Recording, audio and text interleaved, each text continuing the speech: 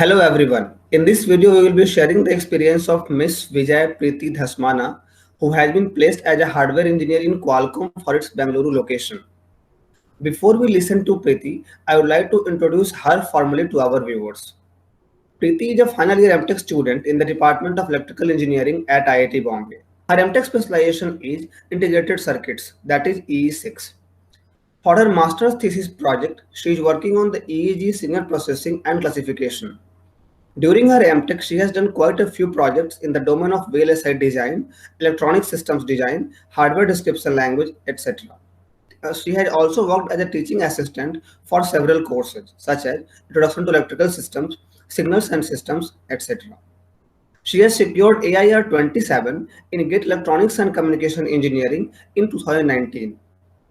She completed her BTech in Electronics and Communication Engineering from NIT Jalandhar in 2018.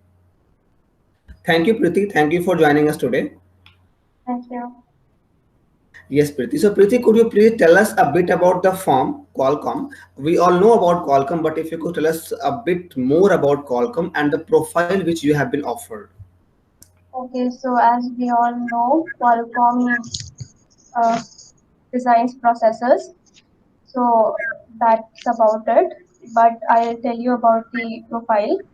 So the profile, the job details that were mentioned in the JF were some of the key points. They were like SOC physical design and validation and verification of system on chip, digital ASIC design, CPU design, design for test, board and display design, things like these. And the educational background required for these were that we were supposed to know Verilog or VHDL or RTL design or any object-oriented programming language, and some basic concepts of system-on-chip verification in these things. Okay. Yes, Preeti. So, Preeti, do you remember the number of jobs which Qualcomm had offered this time? Yeah, Qualcomm offered around 15 JFs. Uh, Okay. Out of 15 JFs, there were like 7 JFs in which the master students were eligible to. The remaining 8 JFs, they were for like PhD, either for PhD or they were for computer science department. So Qualcomm offered these JFs for only computer science department or electrical engineering department.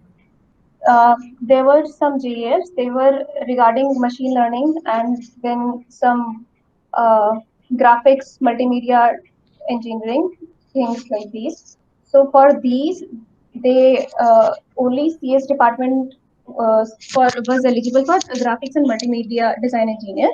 For a machine learning engineer, for that profile, electrical engineering department and computer science departments were eligible. And there were then some JFs like modem design and then hardware and then RFIC analog design.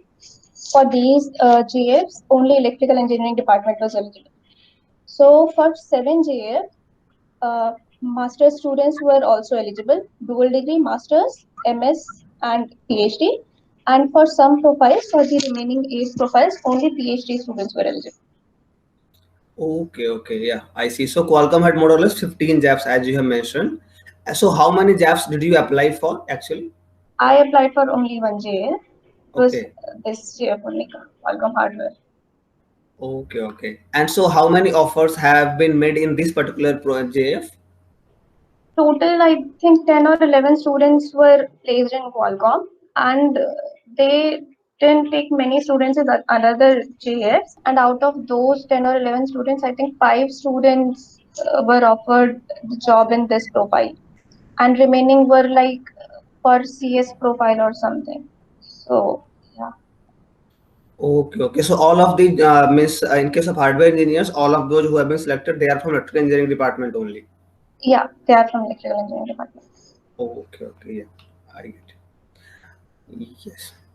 Yes, Preeti. So now we can talk a bit about the like in case of hardware. So we know that there are different profiles like so software engineering profile we also have, hardware engineering profile we also have. Like from several companies we do have these JFs mainly. So in your case, if you could recommend like the courses which might have helped you in getting into Qualcomm, means mainly for this particular profile. Sure. So, From the first semester, I think there is one course like VLSI design course. It is extremely important. Uh, it is like the basic digital course. And then there is one profile for analog also in Qualcomm. I have not applied for that, but if you want to apply for that, you can have one CMOS analog design course. That is also a basic course. And then you have like one course on languages, hardware description languages. That is extremely important. And then in second semester, I had processor design, testing and verification. Processor design is extremely important, and testing and verification is also important if you want to set for a digital profile in for other companies also.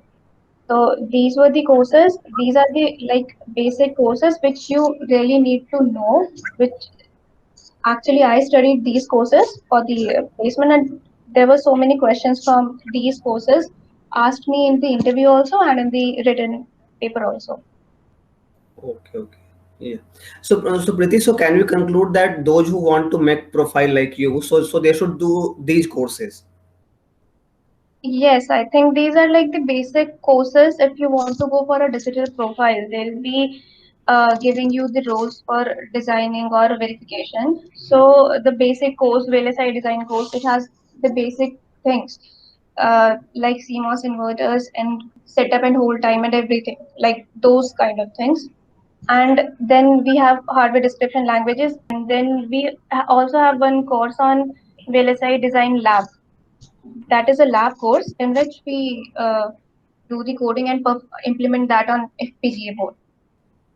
So these courses are really helpful if you want to set for any digital company. So yeah, I think it is better if you take these courses if you want to set for a digital profile, Yeah, yeah. Means a digital hardware engineer profile we are talking about.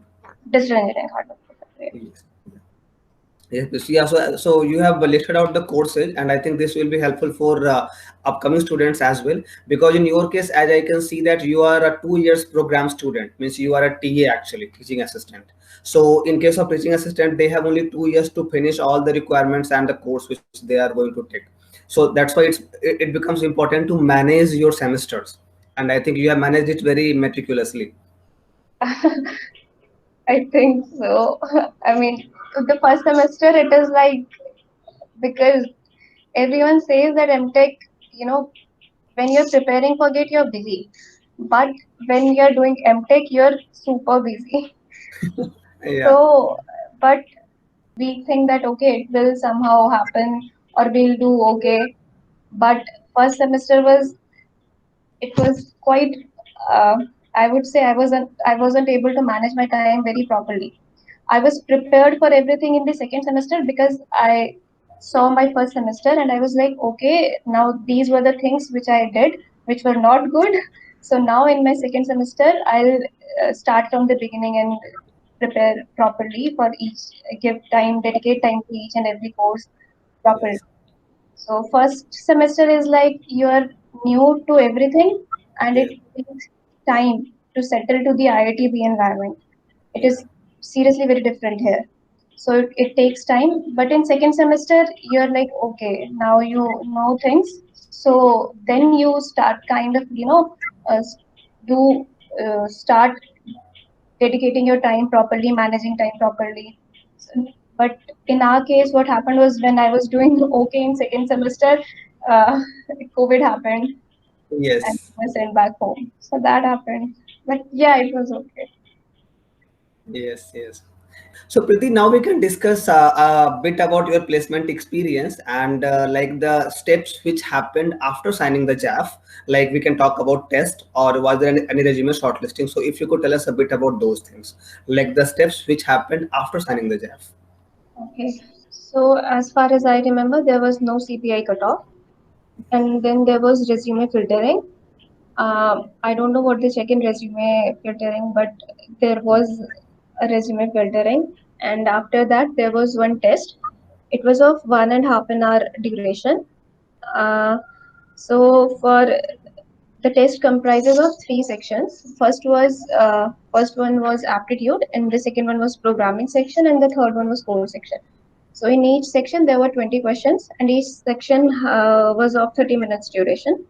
So for aptitude test, like boats and streams, and then like profit loss, partnerships, and time and work, and mixtures. These kind of questions were there. For programming, there were questions on C language, and then computer architecture, operating system, searching and sorting algorithms, and these were like the basic questions.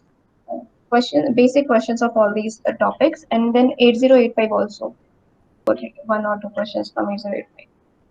And then in core section, there were questions on analog and digital, gate level analog and digital, like DAC, ADC, and oscillators. And then we had questions from logic families, RTL and TTL. Then finding output impedance, you know, like the basic gate questions. So Yeah. those kind of questions were there in the core section.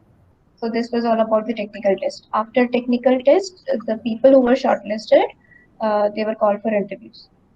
So there Yes. were two technical rounds and one HR round. Yes, Priti. So we will talk about the interview in a bit, but before that, we can discuss the test, in detail. Like as you mentioned that there were several sections in the test: aptitude, programming, technical, and all these things. So aptitude we can skip because in IIT Bombay we get to practice aptitude, so people always can practice here.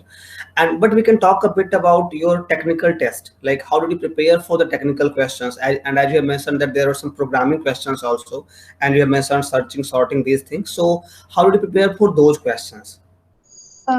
Okay, so about C, like for programming question, there were C questions, and this C and C++, these are like C++ is object-oriented programming. So, so many companies, they ask for one OOPS concept language. You need to know C, but it is better if you can, recall some concepts of C++ also. So Yes. for C, I practiced from Geeks for Geeks. There are questions on Geeks for Geeks, so you can go through those questions. And there are some topics like pointers is very confusing. So Yeah. you can, go through those kind of concepts, or you can follow some other websites also where you are able to understand these concepts, because there are so many websites. But Yeah. it is better if you go through Geeks for Geeks first. There you will see so many questions, and once you start practicing, you will get to know that what you don't know, then you can work on those things. Yeah. So it was that for C. And for searching and sorting algorithms also, there it is there in Geeks for Geeks also, so you can go through those algorithms. Those are just algorithms, you can read about those.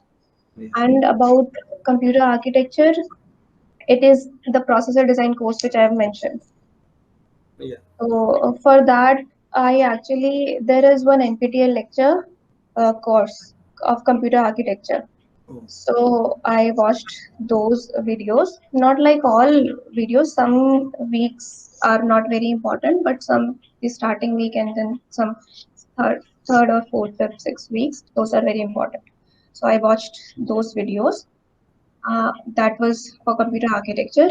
And the operating system, I think I had one course of operating system in my BTech, so I remembered some things like deadlock and everything. Then 8085, you can go through your gate notes, and you Yeah. can, yeah, because they'll be asking questions about the commands. That was about the programming section. And about C core technical section, uh, it is better if you go through your gate material, because when we are preparing for gate, we are very well aware of our notes, and we when we see something in our notes, we get to remember how everything around it. So if you go through your own notes, no, so it will be better, because then you'll recall all other things which you were thinking when you were writing those uh, notes, and then it would be easy for you to remember. So go through your notes, and then you have those gate materials also. So questions, booklets. You can, if you want to, you can practice those questions too. So like basic questions, there were not many, questions like gate questions. They are extremely conceptual. So you need to practice basic questions. So go through your digital notes and analog notes. I went through my digital notes, analog notes, and some EDC notes also. And then for logic families, I prepared from the in my gate material only. There was this topic logic family, so I prepared from that, and yeah, that was all for technical section. Yeah. Yes. So I think you have explained very well, and people will get an idea like how to study, and your gate notes are really very, very important while revising or while revisiting those concepts. So did you also practice or solve the gate questions for before the placements?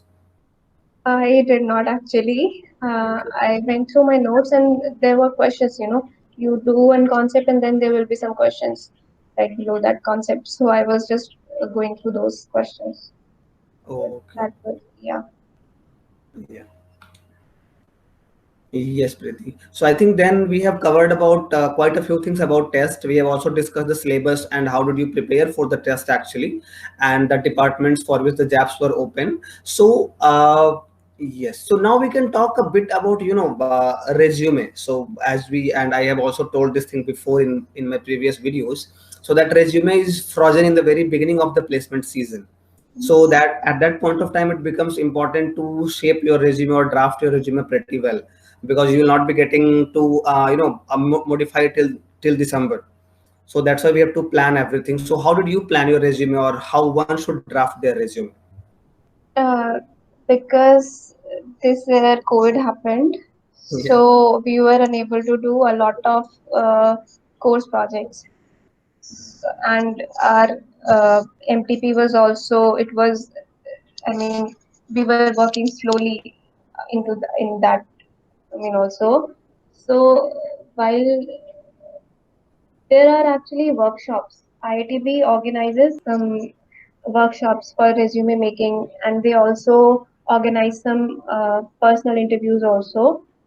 Yeah. So they'll let you know the basic format. So I was having that particular format, like you'll first mention the your qualifications, and then you'll have your MPP, and then you'll have your training or projects. So this is how you should. There is a fixed format like this. So you need to have your qualifications first, then you need to have your courses, and then you need to have your MTP, and then you need to have your training and internships if you have any, and then you can have your projects, course projects.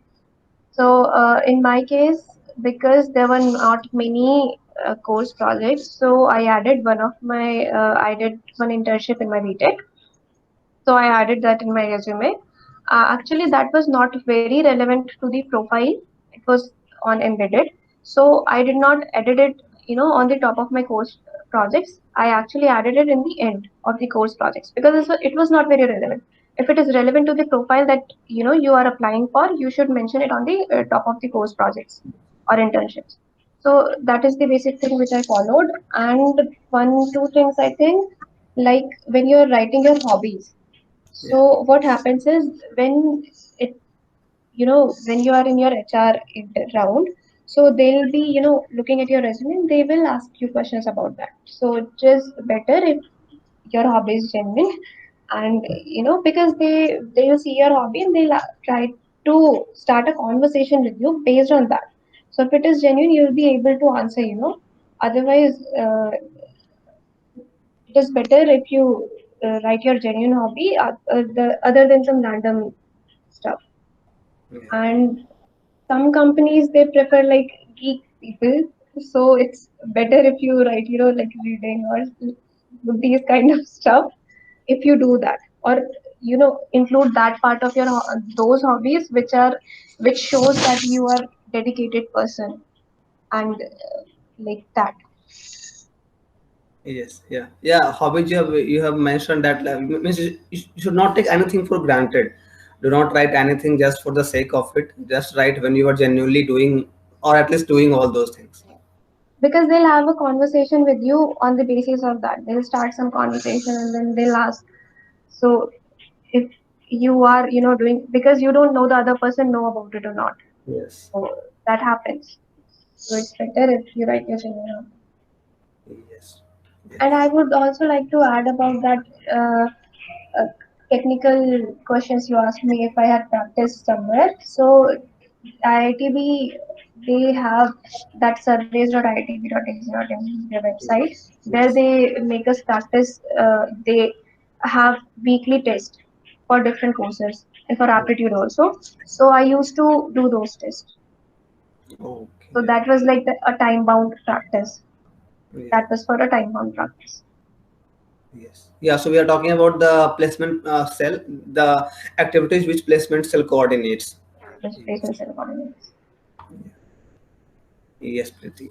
Yeah, Priti. So we have talked about your resume as well, and you have mentioned how one should prioritize things or components in your resume, depending upon the profile which you are targeting, obviously. So that way, now we can talk a bit about the importance of MTP, because as you have also mentioned that due to COVID, we have not made significant progress in the MTP. But at the same point of time, we also know that MTP plays a very important role in placements. So in your case, did your MTP help you in your placement, and how should one go about MTP actually? Yeah. Okay, for the JF that I have applied for in Qualcomm, it was like for digital profile, but I won't say like typical digital, but yeah, it was for digital profile. So my project is not on digital domain. So when you're applying for a JF, which aligns with your MTP, so they will be asking you about your MTP. They'll grind you about your MTP. But Yes. as mine was not, so they asked me questions on the digital. They asked me questions about digitals rather than going through my MTP. But some of my friends who were also interviewed for Qualcomm, uh, they were working on digital projects. So during their interview, they were asked so many questions about their MTP, and their whole interview was revolving around their MTP. So if your the JF which you are applying for, if it aligns with your MTP, then your MTP will surely help if you have prepared it very well. But even if your MTP is not like in that particular domain, they'll ask you questions about the field. So that is what happened with me. Yes.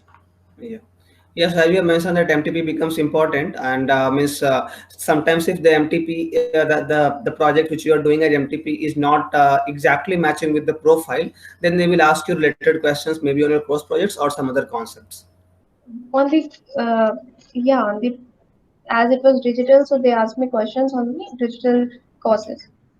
Yeah. Yes. Yes, Priti. So, Priti, then I think we have covered almost all the things which we had planned actually before the interview part. So, do you want anything? Do you want to add anything in this part before the interview part? Uh, I think the test is done and about the resume and everything is done. So I think that's all.